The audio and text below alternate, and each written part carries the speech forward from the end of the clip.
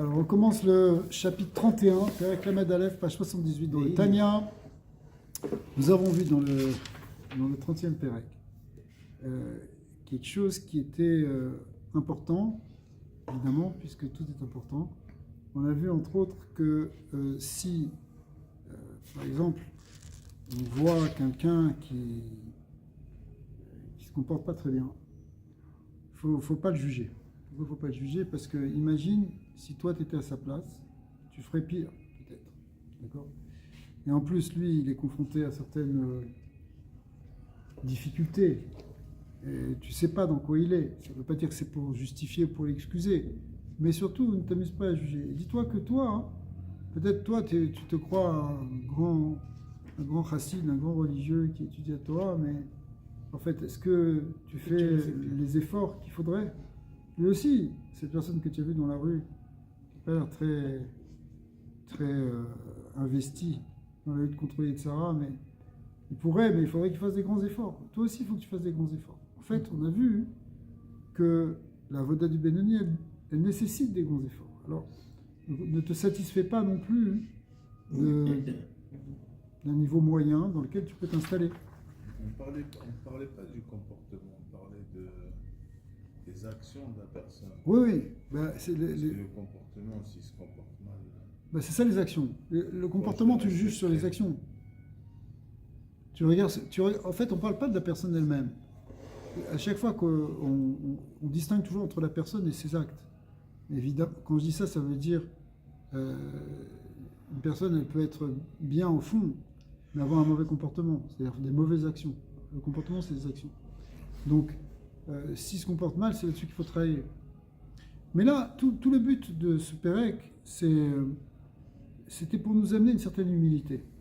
C'est-à-dire, arrête de te prendre pour plus que ce que tu es. Ne crois pas que tu es bien, parce que en réalité, tu n'as peut-être encore rien commencé vraiment en termes de travail sur toi, de dépassement. On avait vu cette idée de se dépasser véritablement, pas simplement rajouter un petit peu. Ça rajoute un petit peu, c'est à notre portée, mais le dépassement total. Est-ce que dans cette fille-là, tu es prêt à donner toute ton neshama ? Est-ce que dans la Torah, tu es prêt à lutter contre ton Yetzara qui te dit d'aller faire autre chose ?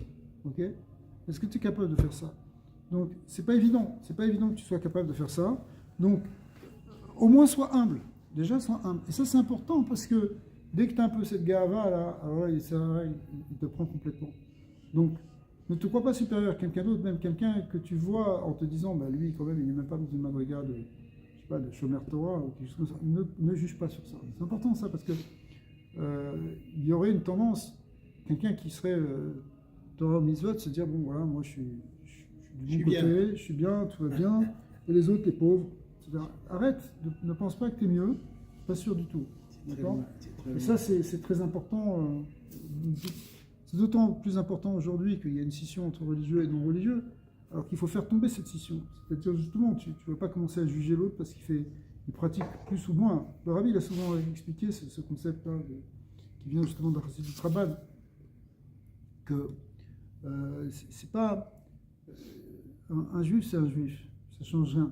Maintenant, qu'il le manifeste plus ou moins par sa pratique de Torah Mitzvot, qui manifeste cette judaïté par sa pratique de Torah Mitzvot, ça c'est quelque chose qui peut varier. Mais en réalité, lui-même, il est Neshama Kedosha. Il faut juste lui permettre d'exprimer cette Neshama Kedosha. Et comment tu fais ça, justement, en lui permettant de faire des mitzvot. Si un juif il vient à la synagogue en voiture, on le juge ou on lui dit... Surtout pas, parce que lui, il a une raison pour laquelle il vit en voiture. C'est quoi ? Il fait pas ça pour t'énerver. Il fait ça parce qu'il se dit, si je viens pas en voiture, je vais pas venir du tout, parce que c'est trop loin, parce que je suis trop fatigué, parce que je n'ai pas l'habitude, parce que je me sens pas religieux. Donc il va avoir plein de raisons pour venir en voiture. Mais si tu le rejettes pendant, alors il va plus venir du tout et il continuera à faire la voiture pour aller faire autre chose. D'accord ? Mais si tu le laisses venir, même qu'il prend goût à la Torah, peut-être qu'il entend après des divrei Torah, peut-être ça va l'intéresser de comprendre qu'est-ce que ça veut dire d'être Shomer Shabbat, vraiment.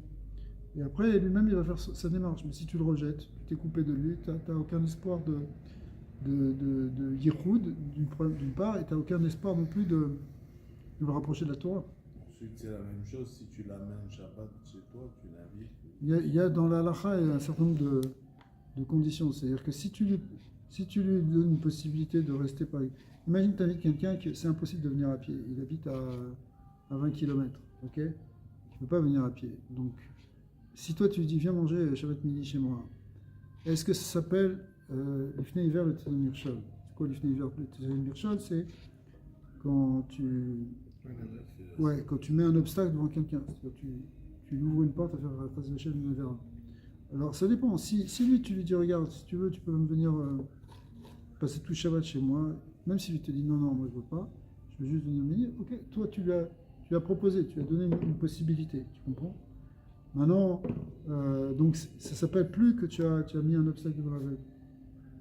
Maintenant, si la personne elle habite à côté, qu'elle pourrait venir à pied, bon, de toute façon, si elle va en voiture, c'est son choix aussi à elle. Tu comprends? Donc ne crois pas que toi tu l'as fait fauter. Au contraire, tu lui donnes une possibilité de faire une mitzvah. Maintenant, la mitzvah, bon, pour l'instant, il vient en voiture. Un jour, il va venir autrement. Ok, c'est bon? Alors, maintenant qu'on est arrivé à ça, le problème, c'est que, d'une certaine manière, tout ce type de réflexion, se dire qu'on n'est pas arrivé complètement à faire quoi que ce soit, etc., ça peut être très déprimant. On a vu, c'était un pérec de Moussard, le pérec Lamed, qui était un peu, qui nous tapait sur la tête, au sens où il était en train de te dire, bon, écoute, regarde, ta avoda, c'est bien gentil, mais c'est encore très loin. C'est pas ça, quoi. N'espère pas te penser à Benoni avec ça. D'accord? T'es tranquillement installé dans ton Yetzara, finalement. Alors, ça, c'est super déprimant comme idée. Alors, il va te dire que c'est pas déprimant de manière négative, c'est pas de la déprime, ça peut être une certaine amertume, mais cette amertume, elle va être positive parce que c'est elle qui va te faire réagir. C'est pas quelque chose qui va t'amener dans... C'est quelque chose qui va te donner une certaine conscience, te dire, bon, il faut que je me bouge, quoi. Alors, c'est ce qu'il va expliquer maintenant dans le début du Parek, Lamed Aleph. Donc, on a dit page 78. Vine, af im kesheari harbe le'amik beinyane anal. Si quelqu'un, il va approfondir toutes ces notions dont on vient de parler dans le chapitre précédent, s'il fait ça kisha ve shtaim, s'il fait ça 1 heure ou 2, liot be nimichat ruar velev nishba, avec donc il va avoir l'esprit contrit et le cœur brisé. Alors, il y a l'idée à Tzvut Gdola, ça risque de lui amener une grande tristesse. Alors, il ne vaudrait mieux pas, je ne vais pas commencer à réfléchir que je suis encore rien dans la voie de Hachem. Non, tu dis non, l'oyer couche, il ne faut pas avoir peur, il ne faut pas avoir peur de ça. Ve'av chez Tzvut, pourquoi il ne faut pas avoir peur de ça? La tristesse, c'est pas bon, non? C'est pas bien la tristesse. Le Baal Shem Tov, il a dit, c'est Avavia Touma, c'est la source de l'impureté totale. Rabbi Nachman, il a dit, Mitzvah Gedolah et Simcha Tamid, il ne faut pas tomber dans la tristesse. Ok? Chez Tzvut, imitzad a klipa noga. En réalité, ça vient de la klipa, là, Tzvut. La klipa, ça veut dire les forces négatives. Mais une force négative ici qui s'appelle klipat noga. Pourquoi? Velo mitzad a kedusha, ça vient pas de la kedusha. Qui mitzad a kedusha ktiv odz vechedva bimkomo. La kedusha, c'est la joie, c'est l'allégresse, c'est la force. Ven ashrina shora et la mitor simcha. Normalement, il faut qu'il y ait de la simcha tout le temps pour que la shrina puisse résider. Ouais. Et la mitor simcha vechen et davar halacha. Même chose ici pour la halacha. Il faut être joyeux de faire la Torah. D'accord? Et là, sauf que, si la tristesse, elle vient ici de quelque chose de l'ordre spirituel, Shemaya, ça veut dire le ciel, ça veut dire spirituel.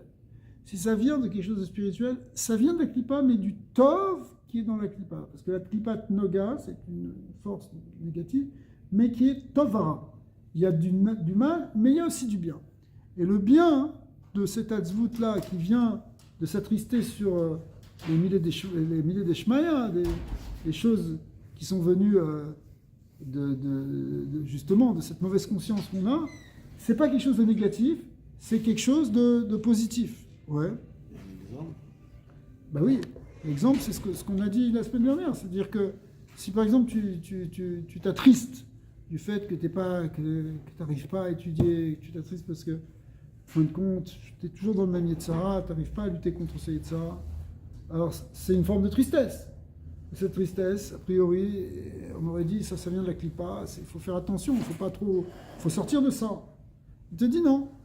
Pourquoi? Parce que, on va voir dans quelles conditions évidemment, mais parce que c'est quelque chose de positif si tu prends le côté, si tu l'utilises à bon escient. C'est-à-dire que si tu te dis, oui, c'est vrai, c'est déprimant ce que je fais, mais en fin de compte, il faut que je sorte de ça, il faut que je fasse, tu vois. Alors finalement, cette amertume, elle t'aura amené à quelque chose de bien. Quelqu'un qui n'a jamais mauvaise conscience, c'est pas bon. Quand on te dit misvak de yod besimra tamid, ça ne veut pas dire qu'il faut être dans l'inconscience de notre niveau aussi. Avoir conscience du niveau et de ce qui nous reste à parcourir, ou du peu qu'on a fait, c'est pas mauvais non plus. Voilà. Un élève qui là, il est toujours content. Je vais prendre un exemple pour illustrer. C'est un exemple pour illustrer. C'est pas exactement de ça dont on parle. Mais prends un élève en classe, il a toujours 10 sur 100. Ok, c'est le dernier de la classe. Écoute, il peut être tout le temps heureux et content de son 10 sur 100, c'est bien, mais d'un autre côté, s'il se dit, bon, il faut que je bouge un peu, il faut que j'arrête de planer et de regarder et me mettre un peu à travailler, s'il prend conscience de ça, c'est pas mauvais, parce qu'il va passer de son 10 à un 50, peut-être à un 80, même parce qu'il se sera mis à travailler. Mais si il prend pas conscience et qu'il est tout le temps heureux de ce qu'il a, c'est problématique. Il manque quelque chose. Donc ici aussi, l'idée est que prendre conscience de nos manques et prendre conscience de nos défauts, c'est pas quelque chose qui doit nous attrister de manière négative. Ça nous attriste, mais de manière positive, au sens où ça va nous faire réagir. C'est ça ce qu'on appelle ici le Tov Sheba Noga. C'est-à-dire c'est le côté positif de cette force, de la force de la tristesse. Mais la tristesse, normalement, elle vient de la puissance du mal, de la klipa, mais comme c'est la klipa Noga, alors il y a aussi un prélectov qu'on peut prendre, une petite partie bonne, qui est cette tristesse sur Milé des Shmaya, c'est-à-dire sur les problèmes spirituels qu'on a. Ouais.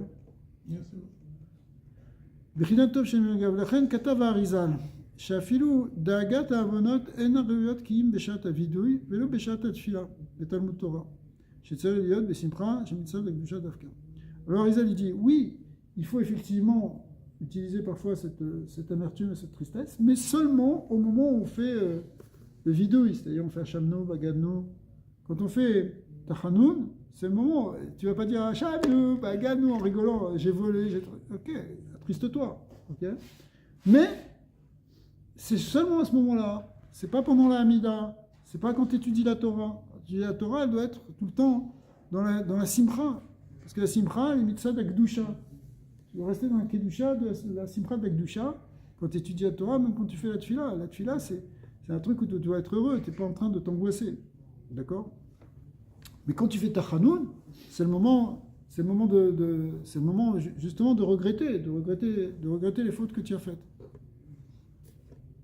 C'est ça le sens de Tachanoun.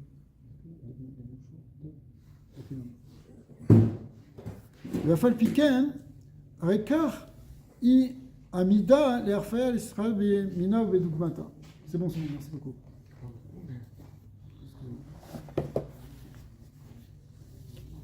Ok. Ça veut dire, c'est quoi la méthode ici? C'est qu'en fait, on utilise le côté négatif pour lutter contre le négatif. C'est un peu comme, merci beaucoup, un peu comme on va donner une image encore pour illustrer, les pompiers qui utilisent le feu pour éteindre le feu. Vous connaissez cette technique. C'est-à-dire que le feu, il fait un appel ou un souffle, je ne sais pas exactement, qui va éteindre l'autre feu. Donc ici aussi, en fait, le côté négatif des fautes et le côté négatif, il va être contrecarré par la négativité qui vient de l'amertume, qui vient de la tristesse. Okay. Mais cette tristesse, mais cette tristesse, elle doit être limitée. Elle doit être limitée à un temps bien précis. Et tout le temps, il faut retourner dans la simcha. Kema machazal mineube abal eshadebe narga Ufagabo, Keyatsebo, par exemple, ce qu'on voit avec effectivement une bougie qui peut en étendre une autre. Valzenema, Bechol Etsev Yem Motar Ve Itaron. Alors, c'est marqué, c'est un verset qui dit dans toute tristesse, il y a un plus et un avantage. Et c'est quoi l'avantage de la tristesse? C'est la simra qui va en ressortir. C'est-à-dire que si tu t'es attristé pendant un moment, tu as fait un bon vidouille, Kippour, tu te vides ton cœur, tu peux verser des larmes, mais après tu ressors complètement nettoyé dans une simra de là, à tel point que tu peux rentrer dans Soukot. D'accord? Et donc, après la pluie, le beau temps, après les larmes, tu peux avoir la simra. Donc c'est ça que Bechol Etsev Yemotar Vitaron. C'est quoi le Vitaron? C'est quoi que tu as gagné? Il y a Simcha Abba Achar Etsev Kedelekaman. C'est la Simcha qui vient d'après la tristesse, comme on l'expliquera après. Arbemet, Enlev Nishba. Alors maintenant il va préciser, parce que là il a été un petit peu impressionnant entre guillemets, parce qu'il a parlé de Hatzvut. Alors le mot Hatzvut, il veut dire vraiment de la tristesse, la vraie tristesse, c'est-à-dire la dépression, la Hatzvut. Or c'est pas de ça qu'on parle quand on est en train de regretter nos fautes, de prendre conscience avec amertume du bas niveau dans lequel on est. C'est pas de la tristesse. Il ne faut pas tout confondre. Et c'est ce qu'il va préciser maintenant. Bemet, enlev nishbar ou merirut anefesh. Quand on parle de cœur brisé et d'amertume de l'âme, et là les mots sont importants parce que c'est pas les mêmes mots que le mot hatzvut. Hatzvut c'est vraiment la tristesse, mais l'amertume de l'âme, le cœur brisé de se sentir aussi bas, etc. C'est quelque chose de complètement différent. On parle ici de l'amertume de l'âme qui vient parce que tu te sens éloigné de la lumière de Dieu. Et que tu sens que ta neshama s'habille dans l'autre côté, dans les forces négatives. En fait, tout ça, elles ne sont pas nikraim beshem hatzvut klal. C'est pas du tout le mot hatzvut. Hein? Pas confondre la hatzvut et le lev nishbar. Ce sont deux choses différentes. Bilshana Kodesh. En hébreu, c'est complètement différent. Qui hatzvut ish elibo metumtam kaeven. Parce que c'est quoi la hatzvut? C'est effectivement une preuve de tristesse et de dépression dans lequel, au contraire, ton cœur il est bouché. C'est-à-dire que tu n'arrives plus à connecter quoi que ce soit dans la hatzvut. Alors que le cœur brisé, c'est une forme de connexion avec le bon Dieu. C'est une forme de connexion avec justement avec la source de ta neshama. Parce que tu libères, en fait, quand tu brises ton cœur, en fait, tu brises la pierre qui est dans ton cœur. La pierre qui est dans ton cœur, elle vient parce que justement, tu t'es enfoncé dans l'Yetzirah. Mais quand tu es vraiment enfoncé, tu sais, tu vois le gars, il est déprimé, de toute façon, ça sert à rien, un peu plus, j'en ai marre. Ouais, ça va me faire la Torah. Ça, c'est de la hatzvut. Ça, c'est de la hatzvut. Ça veut dire, c'est quelque chose qui te bloque dans ta connexion avec le divin. Mais si c'est quelque chose, tu as le cœur brisé parce que tu recherches le divin, ça sert à rien à voir, c'est plus de la hatzvut. C'est plus la même chose, c'est plus de la dépression. Au contraire, c'est une méthode pour arriver à connecter avec le supérieur. Le cœur brisé, il y a Dieu dans le scénario, la tristesse, il n'y a pas Dieu. C'est ça, parce que pour autre chose. Ça veut dire, non, mais même si tu pourrais être triste, quelqu'un il pourrait aussi tomber dans la hatzvut au milieu des shmaya. Il avait dit il faut faire attention à ça aussi au départ. Maintenant il nous dit qu'on peut utiliser ça. Milieu des shmaya, ça veut dire encore une fois le côté spirituel. C'est-à-dire quoi? C'est quoi le côté spirituel? C'est quand tu te dis voilà, je suis très éloigné de la chaîne, je fais rien, j'arrive pas, j'ai encore rien fait de ma journée. Qu'est-ce que c'est ma tefila? Je ne suis même pas concentré. Ah, tout ça, c'est des pensées qui sont négatives. Mais c'est une négativité qui peut être positive. Mais la pensée négative de se dire, de toute façon, moi je suis pourri, j'aime rien, de toute façon, ça sert à rien. Ça, ce yiouch-là, lui, il vient de la hatzvut, ça, c'est la klippa elle-même. Donc ça, il ne faut pas l'utiliser. Ce que tu peux utiliser, c'est la mériroute de sentir. Mais quand tu es, au contraire, enfoncé là, dans la tristesse, la dépression, ça s'appelle un cœur bouché. Ton cœur, il est bouché. Tu ne ressens plus, tu n'as même plus envie. Quand tu fais Shabbat, j'en ai marre, à étudier la Torah, j'ai même pas envie d'ouvrir un livre. Ça, c'est le cœur bouché. C'est-à-dire, ta neshama, elle ne peut même pas s'exprimer. Alors ça, c'est mauvais. Et c'est ça qu'on appelle la hatzvut, en hébreu. D'accord? Qui hatzvut, chez Libo, metumtam, c'est le contraire d'un lev nishbar. Un lev nishbar, c'est un cœur qui est brisé et qui peut faire sortir au contraire sa force. Alors que le lev metumtam, ça veut dire qu'il est au contraire obstrué, complètement enfermé sur lui-même. D'accord? Keven, comme une pierre. À ce moment-là, c'est un cœur de pierre. Ven chayut belibo, il n'y a plus de vitalité dans le cœur. Enfin, le mériroute, mais l'amertume. Vous voyez là, donc, Là, il joue sur la sémantique. Le mot atzvut, il veut dire le cœur bougé, mais merirut, amertume, c'est différent. L'amertume, c'est. J'ai un goût amer d'avoir raté toutes ces années. Ok, ça, c'est pas mauvais. C'est pas mauvais. C'est quelque chose qui va te faire te dépasser. Ouais. Donc, merirut, velev nishbar, adraba, donc le cœur brisé, araba, yesh chayut belibo. Au contraire, à ce moment-là, il y a une vitalité dans le cœur. L'itpael ou l'itmarmer, rakshi. Alors, c'est quelque chose qui va faire que tu vas t'enflammer en quelque sorte. Enfin, ça va agir du fait que tu vas maintenant ressentir une amertume. Rakshi chayut mibichinat gvurot kedoshot. Donc en réalité, maintenant il explique un peu Alpi Kabbalah, les forces qui animent notre âme, elles sont de deux sortes. Des forces de chesed et des forces de gvura. D'accord ? En fait, on est tout le temps entre chesed et gvura, ou un équilibre des deux. Ce qu'on appelle aussi dans la Shana Kabbalah les chassadim et les gvurot. Chassadim, c'est des forces, c'est des formes agréables, des forces agréables. Les gvurot, c'est quelque chose de plus rigoureux, c'est plus dur, c'est une énergie plus dure.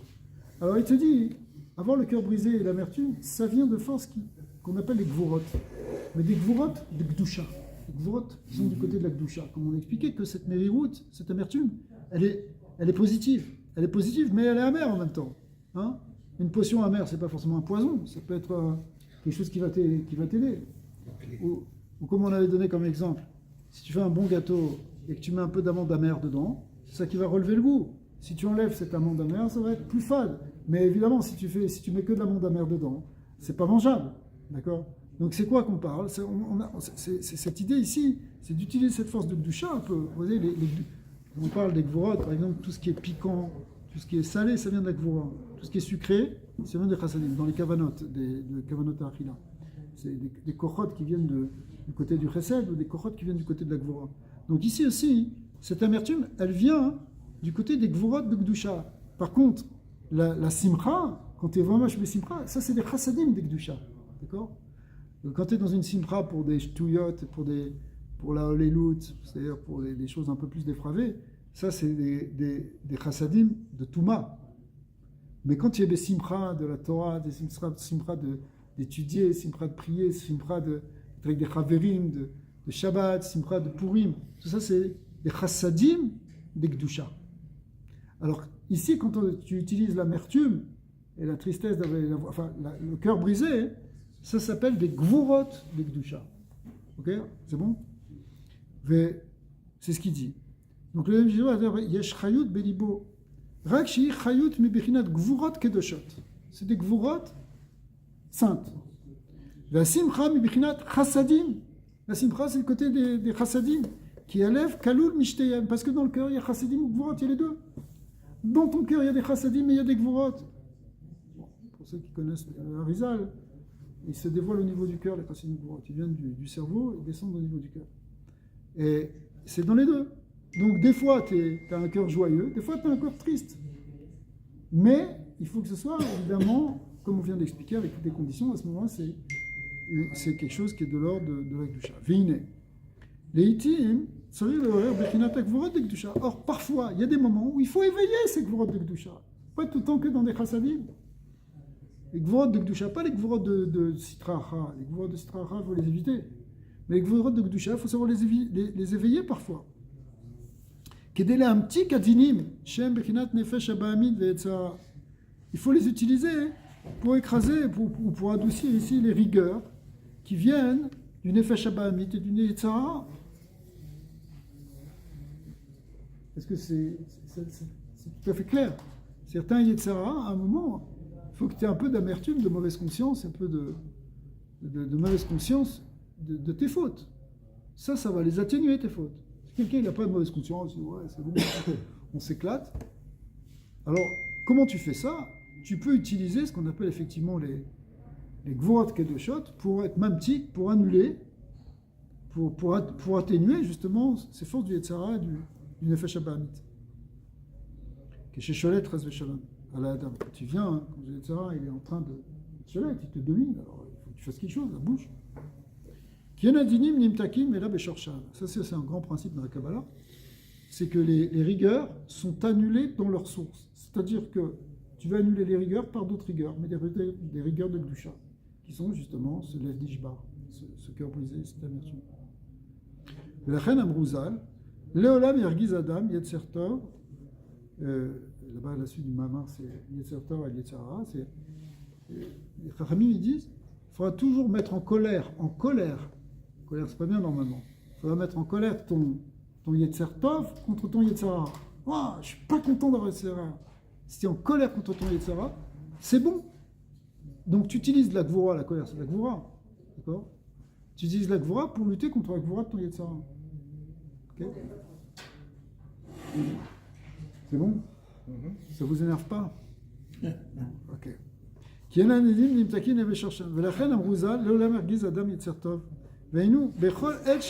quand on dit Léolam, c'est pas tout le temps, au sens de manière permanente, mais c'est tout le temps quand il y a besoin. C'est quand il y a besoin. À chaque fois que tu vois dans ton âme que tu en as besoin. Il faut se reprendre en main. En réalité, on a souvent besoin, ça dépend qui, mais. Alors, il faut le faire vraiment quand on a besoin. Mais tu dis, il y a des temps quand même qui sont très propices, qui sont plus propices pour ça. Alors, c'est ce qu'il va expliquer maintenant. Sha kosher, shi shat amiyuchedet, verouya leka, les rov bene adam, ibeshat, shiu atsuv, belavachi. Première chose, c'est que le meilleur moment, c'est déjà quand déjà tu te retrouves dans un état de tristesse. Tu as regardé les infos, d'accord, donc tu es déprimé. Donc tu es déprimé, hein. Qu'est-ce que tu fais? Ben, vas-y, tu es déprimé, arrête de te déprimer sur les infos qu'on te donne. Déjà, regarde-toi, qu'est-ce que tu as fait toi aujourd'hui? Qu'est-ce que tu fais toi dans le monde? Ok, tout le monde est en train de parler négativement dans le monde, mais toi, qu'est-ce que tu as fait? Parce que c'est bien beau de regarder les nouvelles, ok? Mais c'est pas ça qui va changer le monde. La seule chose qui peut changer le monde, c'est ce que toi déjà, à ton niveau, tu vas changer. Ce que les autres ils vont changer, c'est ce que eux ils ont à changer, mais toi, qu'est-ce que tu peux changer? Ben, tu peux changer des choses autour de toi, tu peux même déjà changer des choses en toi. C'est-à-dire que le seul fait que déjà tu luttes contre ton Yetzer Hara, tu fais partie de la guerre mondiale contre les forces du mal. D'accord? C'est une guerre mondiale, vous savez? Il y a le bien et le mal, partout dans le monde. Alors, si toi, par exemple, tu te retiens de faire une Avera, ou bien tu te forces à faire une mitzvah, d'accord, on a dit que c'était la même chose, il avait expliqué le Tanya que ça change rien, c'est aussi important l'un que l'autre, d'accord? Donc, que tu fais ça, tu as rajouté de la lumière contre les forces d'obscurité, à ton niveau à toi, dans ton petit monde, dans ton microcosme. Mais, alors, donc si tu es déjà déprimé, parce que tu te dis, bah, tout va mal, et ça peut pas être pire, c'est encore pire, si tu commences à déprimer, en ce moment on a de quoi, ok? Alors c'est le moment de te déprimer sur toi, de te déprimer sur ton état lamentable. Je te dis, pas vous, mais c'est ça ce que tu dois te penser. À un moment tu te dis, mince, qu'est-ce que je fais, qu'est-ce que j'ai fait de ma vie, quoi. On est tous à se penser ça, hein. Ne croyez pas qu'il y en a qui sont mieux que vous. On est tous comme ça. Il y a beaucoup de choses qu'on a ratées, beaucoup de choses auxquelles on est passé à côté, beaucoup d'erreurs, des choses qu'on n'arrive pas à gérer pendant des années, qu'on traîne avec nous. On a tous ça. On a tous des trucs qu'on se dit, ouais, il faudrait que je fasse autrement, mais je ne le fais pas. Alors, à un moment, il faut avaler cette pilule amère, et le bon, parce que c'est ça qui va nous faire réagir, et le bon moment, c'est quand justement tu es déprimé, Belavachi. Si tu es déjà déprimé parce que c'est un moment de déprime. Pourquoi? Parce qu'à ce moment-là, tu vas casser toute cette tristesse et même tu vas ressortir dans la simra, alors que sinon tu serais resté de toute façon dans un état de déprime, de grisâtre permanente, qui sont véhiculées par les infos chaque jour. Okay? Alors, Mimile d'Alma, c'est quand tu es triste à cause des choses du monde. Ou bien, Okar Bli Shum Siba, ou bien deuxième solution, même sans aucune cause, Azai Isha te côté à cocher l'affaire à Etsev Liot Imare de Khushbana, Ana, et quand même Amachazal le Yam Gilada. Un autre truc, c'est même si à la radio tu as entendu que simplement il fait beau et que fait beau partout et qu'il y a des papillons qui se baladent dans le monde et que tout le monde est heureux. Et donc il n'y a rien pour t'attrister dans le monde. En plus, tout va bien. Tu as la santé, tu as la parnassa, tu as tout. En général, ça va, mais en tout cas, tu as tout. Donc tu n'as aucune raison de t'attrister pour les choses de ce monde. Et bien quand même, prends un moment pour faire ce qu'on appelle Cheshbon Hanefesh. Soit parmi les comptables, ceux qui font les comptes de ce qu'il y a dans leur Neshama. Et c'est quoi les comptes de ce qu'il y a dans sa Neshama? Ça veut dire tu fais de l'introspection. Et donc, même si ce n'est pas suscité par une atmosphère extérieure, c'est quand même bon de prendre un moment régulièrement pour faire une introspection et pour se regarder en face. D'accord? Regardez même les détails. Et ça aussi, ça va faire que les affaires à Etsev, Liyot, Minare de Roshbana, Anal, les Kaim, Amkroza, le Olam Yergiz, ou basé, pardon, Yepater, mais Atzvut, Shemimile de Alma. Comme ça aussi, on va effectivement sortir de toute forme de tristesse, y compris même des tristesses de ce monde. Vecharkar Yavo, l'idée Simcha Amitit, et on arrivera à une vraie Simcha, Dainu, Shezot, Yashiv, Alibo, Lenachemenu, Bikiflaim, Achar Advarim, Ve'emet, Aele, Kenana. Pourquoi? Parce qu'à ce moment-là, ça va t'amener une plus grande joie, puisque tu seras sorti justement de cette tristesse.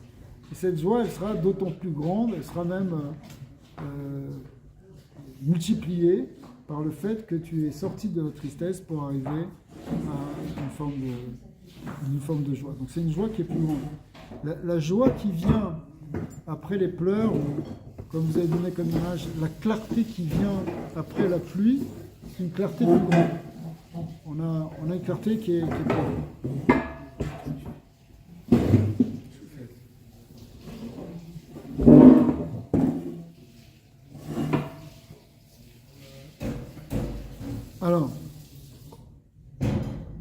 Alors, Achar Advarim Ve'emet Aelu Anal. Les morts, les libos, comme ça tu pourras arriver à dire en ton cœur, Emet Uken, Blis Safek, Shani Rachot Meod. C'est vrai, sans aucun doute, je suis très éloigné d'Hachem, Hachem Betachlit, Meshukatz, Metouah, je suis mamash, les mots qui sont forts, je suis complètement dans la bassesse.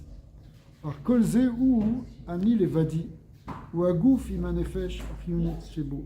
Mikol Makom, Yesh Bekirbi, Chelek Hachem Mamash. Tu vas dire, il faudra que tu auras fait tout ce travail, tu pourras prendre conscience que tout ça c'est au niveau de ton corps, au niveau de ton âme animale.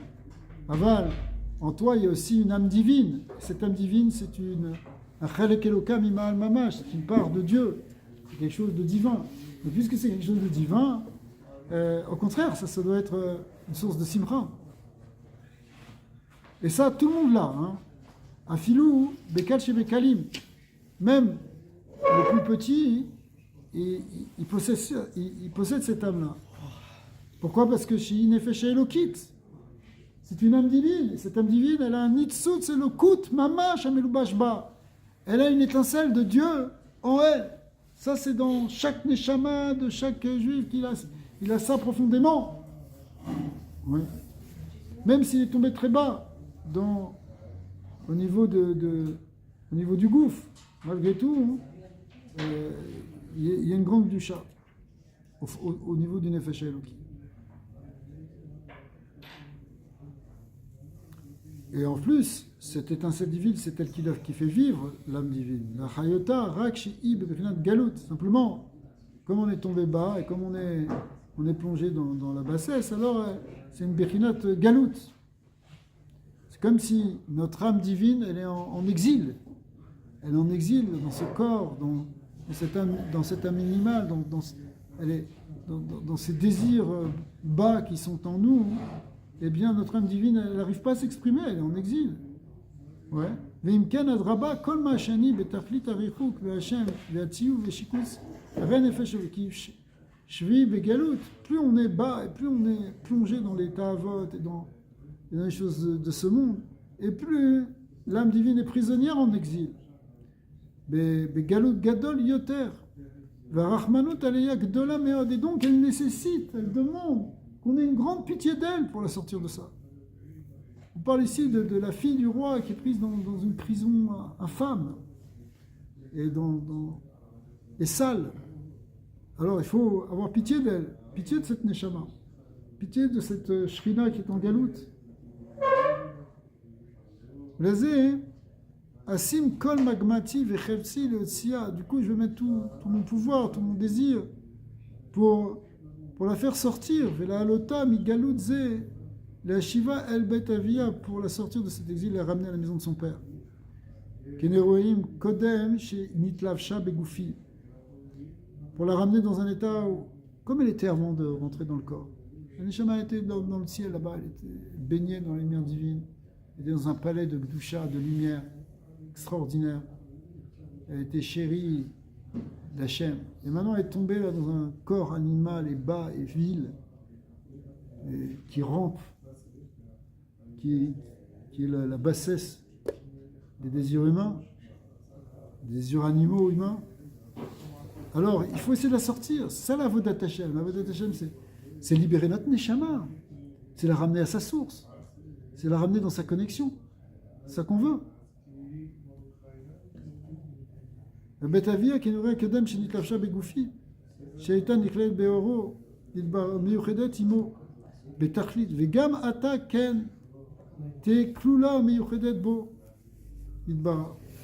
Maintenant aussi, elle doit être inclue et unifiée avec lui. Elle cherche la Neshama Keshe Asim, El Magmati, Be Torah ou Mitzvot.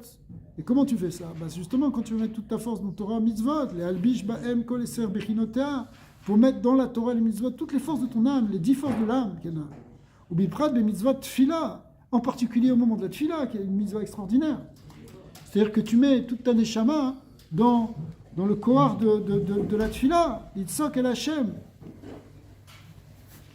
Et Tsar Lahem, Migaluta, pour la faire sortir de la galoute. Pourquoi? Parce qu'elle est prisonnière dans cette galoute. Mais Goufi, Ameshukat, Sia Mimezga, ou les Dov Kabo, pour la faire sortir justement de cette prison dans laquelle elle est. Et pour qu'elle puisse s'attacher à Hashem. Vezouhi b'chinat tshuva ou maasim tovim. Ça, c'est le lien de tshuva, maasim tovim, shen maasim. Ouais. Maasim tovim shosé kedé, les hashiv chelek Hashem limkora veshorsha bechol ami. Pour ramener en réalité cette partie divine à sa source, à celui qui est la source de tous les mondes. Vezot yé Avodata kol yeme kol yamav besimcha rabba. Et donc il faudra avoir une avoda tous les jours de sa vie dans une grande simcha, simcha ta nefesh, la simcha de nefesh, betzelta me agouf, parce qu'elle va sortir du gouffre, ametouav, le sheba el bet avia, le shava el bet avia, donc la simcha de quand elle va sortir justement de ce corps et qu'elle va retourner dans la maison de son père, Keneroea, comme elle était quand elle était jeune. Vous voyez l'image? Beshat à Torah ve Avoda. Quand est-ce que tu vis ça? Tu ne vis pas, ta Neshama, elle ne te quitte pas pour l'instant. D'accord? On te dit, tu essaies de faire sortir ta Neshama du galout du Yetzara, du galout du Nefesh Bahamit. Comment tu fais? On a donné les méthodes. Mais qu'est-ce que ça veut dire, le faire sortir? Le faire sortir, ça veut dire que la Neshama, elle sort du corps? C'est pas qu'elle sort du corps ici. C'est qu'elle retrouve sa maison paternelle quand tu étudies la Torah. Au moment où tu es en train d'étudier la Torah, au moment où tu fais Avodat Hashem, la Neshama, elle est libre. Elle est libérée. Là voilà, maintenant on est concentré dans le Tanya. Notre Neshama, elle n'est pas prise dans les Ta'avot. Elle est prise dans le Tanya, elle est prise dans la Kedusha, elle est prise dans la Torah. Elle est libérée en réalité de ce monde. Elle retrouve ce qu'elle a connu avant de quitter le monde d'en haut pour venir en bas. Elle retrouve tout ça. Kemam Rachazal, Yot Kol Yamav Betshuva. Ramim, ils ont dit, il faut être toute sa vie dans la Tshuva. Mais à Galout, il n'y a pas plus grande simcha que celui qui sort de la Galout et de la prison. Vous avez vu les visages des 2 otages qui ont été libérés il y a quelques semaines par Yamam. Ils sont venus. La joie qu'ils avaient de retrouver leurs femmes, leurs amis. C'est une simcha qui a été. Tu sors de la prison du Hamas, tu retrouves ta famille, t'imagines la Géoula, ce que tu ressens. Mais en réalité, au niveau de notre Neshama, elle est prisonnière du Hamas, du gouffre. Okay. Mais quand tu es plongé dans Torah, au moment où tu es plongé dans la Torah et dans la Avoda, tu es libre. Ta neshama, elle est libérée. Et donc, elle a une très grande simra. C'est pour ça qu'elle gagne une grande simra. Donc, si tu utilises la tristesse, ce qu'on a appelé le lef nishbar, le cœur brisé, la mériout, pour la faire sortir de cette prison, parce que c'est ça qui te pousse à sortir, alors cette tristesse, elle va t'amener une très grande joie, donc c'est pas de la vraie tristesse. C'est au contraire, on va avoir un surplus de joie grâce à ça. Un yitaron de simra, comme on avait dit. Parce que c'est ça la plus grande simra, c'est sortir de Ketset Me'agalout Ve'ashviya. Kemachal Ben Meler Shaya Beshviya Vetochen Bebet Asurin. Comme par exemple le prince qui était pris en prison, qui était écrasé dans la prison, au Menouval Be'ashpa, il était mamage comme dans une poubelle. Ve'yatsa le Chovshi El Bet Aviv. Maintenant il sort libre, il retourne dans la maison de son père, dans le palais du roi. C'est pas n'importe qui son père, c'est le Meller. Ve'av Shagouf Omen Be'shikutso Be'tiuvo. Alors bon, tout ça c'est très bien l'image. Dire quand je suis en train d'étudier la Torah ou quand je suis en train de faire la Avodat Hashem, je retrouve l'état originel de la Neshama. Mais les massés, c'est bien beau, mais tu es encore dans ton corps. Donc tu n'es pas vraiment libéré. D'accord ? Tu es encore dans le gouffre. Et au contraire, ton gouffre il est toujours aussi animal, finalement. Vetiuvo, Kemoshekatouf, Zohar, Anikra, Mashra di Chivia, comme vous expliquez. Zohar, il appelle ça la peau du serpent. C'est comme une peau de serpent, le gouffre. Qui Maouta ve'atzmuta chez la nefesh abahamit le nefar letov, parce que pour l'instant, t'as beau dire, mais ton âme animale, elle ne s'est pas encore transformée en tzaddik, elle n'est pas encore transformée en bien, d'accord ? L'âme animale, elle est encore plongée dans le côté animal des choses. Le nefar letov li'ikale begdusha, elle ne s'est pas transformée dans le bien pour être inclus dans la gdusha, mikol makom. Tikar nafsho, tiakar nafsho be'enav, malgré tout, ça va quand même amener. Tu vas apprécier ton âme à tes yeux, l'ismor, besimcha, yoter, meagouf. Tu vas être plus content parce que tu as pris conscience que tu as une âme divine. Ça va t'amener plus de joie que la déprime de ton corps. Ouais. Anifze, shelo les harvev ou les balbel, simchat, anefesh, be'atzvon agouf. Quand tu as une vraie joie, maman, tu es heureux de la Torah, tu es content, maman, tu as fait une mitzvah, tu es en train de faire une mitzvah, tu es dans un simchat de là. La bassesse du gouffre, elle ne t'attriste pas là maintenant. Mais déjà, tu as gagné ça. Tu as gagné que ta neshama, elle peut vivre. Ok, le gouffre, il est encore là, avec sa bassesse et ses petitesses. Mais toi, pour l'instant, tu es au niveau de la neshama, tu es content. C'est ça, sortir d'Égypte, spirituellement. Spirituellement, c'est quoi sortir d'Égypte ? C'est d'avoir une liberté au niveau de notre nefesh Eloki, qui ne soit pas pris dans le nefesh Abani. Ouais. Ouais. Elle a dû tomber, non ?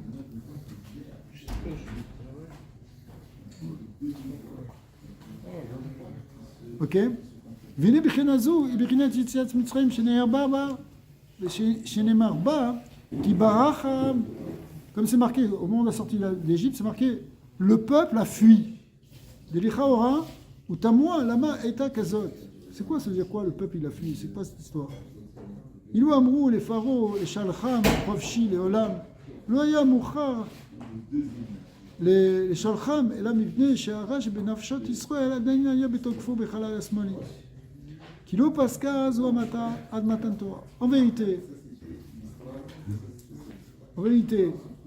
bien qu'ils soient sortis d'Égypte et que donc, il les a renvoyés, malgré tout, ça peut dire que les Sarah n'étaient pas toujours là. Les gars, ils sont sortis d'Égypte. Ils ont été envoyés par les Égyptiens. Ils sont libres, oui, mais ils sont encore avec les Sarah qu'ils avaient en Égypte. C'est seulement au moment de Matan Torah qu'ils ont été nettoyés de cette force négative. On a dit Pascha Zohamatan, où la force impure a disparu. Rak magmatam vecheltsam etal etzet navsham elokit migalut asitracha yatuma. Simplement, en réalité, leur vrai désir, c'était de sortir de cette galoute, sortir de la sitracha, de la tumat mitzrayim. Ou le dofka bo yibar pour s'attacher à Hachem. Ou kedirtiv Hachem ozi ou maozi. Il dit Hachem, c'est ma force, ma puissance. Moi aussi, c'est lui qui me donne la force. Bayam Tsara, c'est lui qui me sauve au moment de la Tsara. Isgabi Manosi Vechule, Veu Manos li. ולכן, לעתיד כשיעביר השם רוח הטומאה מן הארץ כתיב ובמנוסה לא תלכון כי עולר לבניכם. On sera plus obligé de se précipiter au moment où il y aura où la Touma elle va disparaître pourquoi? Parce qu'Hachem il sera devant nous. Il sera devant nous. Uliot Bekinat Shuvazu Beter Shev, ça veut dire quoi? Ça veut dire que pour l'instant il faut faire attention parce que le Yitzhara il est encore là. Donc même quand tu es dans une extase parce que tu fais une mitzvah, extase, un grand mot. Même quand tu es Bessimra, quand tu fais une mitzvah ou que tu étudies la Torah, c'est vrai, il est encore là potentiellement. Mais plus tard, quand on aura enlevé le roi Atouma de la terre, parce que Hachem il va nettoyer les forces du mal du monde, alors on aura même plus c'est les Tzara qui viendra nous attaquer après ça. Uliot, Bechinat Tshuva Zu, Beyoter Sheed, Beyoter Oz, Mumka Deliba. Alors plus cette Tshuva elle va être profonde, plus elle va être faite avec la profondeur du cœur.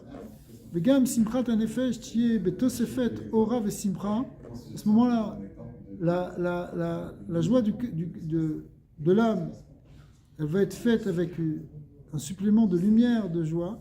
Kasher Yashiv Al Libo Da'at Udvuna Lenachemo Mitzvuno Veyegono Lemor Kena Enmet Achani Lo Asiti Et Atzmi. Alors, ça veut dire quoi? Tu vas arriver à une conclusion, tu vas dire ok, c'est vrai que je suis arrivé à tout ça.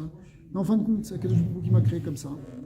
Lama asa Hashem kezot, le rud chelek meoro yidbara memale, vesovev kol almim vekulo kame kilo chashi vilbishu bemishra du kivya. Donc, en fait, d'après tout, c'est Kadosh Baruch Hu qui a fait ça, qu'une âme qui vient d'un niveau si élevé du divin lui-même et qui est plongée dans ce niveau bas qu'on appelle la peau de serpent, le tipas rora, une goutte puante, enze kiim yerida azu. Il est Tzoralia, si c'est Akadosh Baruch Hu, il a fait tout ça, c'est pas pour rien. Il nous a pas plongé dans ce monde inférieur pour des sous. Non, parce que c'est pour en sortir quelque chose de bien. Ce qu'on appelle une Yerida, les Tzorer, Aliyah, c'est une descente pour la remonter.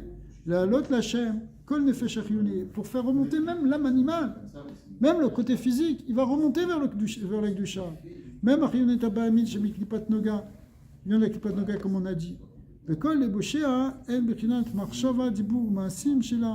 ça va faire remonter aussi les vêtements de l'âme animale qui sont la pensée, la parole, l'action. Comment tu vas faire ça? Parce que tu vas les mettre maintenant dans la pensée de la Torah, dans la parole de la Torah, dans l'action de la Torah qui sont les mitzvot. On va voir ça un peu plus loin, un peu plus en détail. Comment ça, c'est en fait la finalité de la création du monde, c'est de faire remonter le côté inférieur, de le transformer et gagner encore plus grâce à cela. Donc la Neshama est devenue dans un gouffre, mais elle va ressortir plus grande, elle va ressortir plus forte parce qu'elle aura remonté même les forces du gouffre. Vemken efozot et assez vezot tiye kol magmati kol yeme cheldi les chol ba'en chay Rayuchi et Nafshi. Qui me chikatu velecha Hashem Nafshi et ça, l'ainou les kasher marchavati, les dibour marchavato, les diburo ibara. En fait, tout ça, ça passe par le fait d'attacher notre pensée, nos paroles et nos actions à Kadosh Baruch Hu. En réalité, ici, il parle simplement de pensée et de paroles. En gouffé à la chot, à uchot, des fanal. Et maintenant il parle aussi du Maasé, c'est-à-dire Maasé à Mitzvot, chez la Chen, Nikreim à Torah, Meshivat Nefesh, Pirouche, Nimkora, Veshorsha, Ve'alze, Nehema, Pekudé Hashem, Yesharim, Mesimchelev, c'est-à-dire qu'en fait, par la pensée et la parole de la Torah, on va s'attacher à Kadosh Baruch Hu, on va attacher même notre côté inférieur, il va remonter vers le supérieur, il va être transformé. Et par nos actions, forme de mitzvot, on va aussi transformer une partie de notre nefesh abahamit qui reste à transformer et qui va être élevé. Alors on va arrêter là pour maintenant, chapitre 31, la prochaine fois on fera le chapitre 32, peut-être même 33, qui sont des chapitres fondamentaux.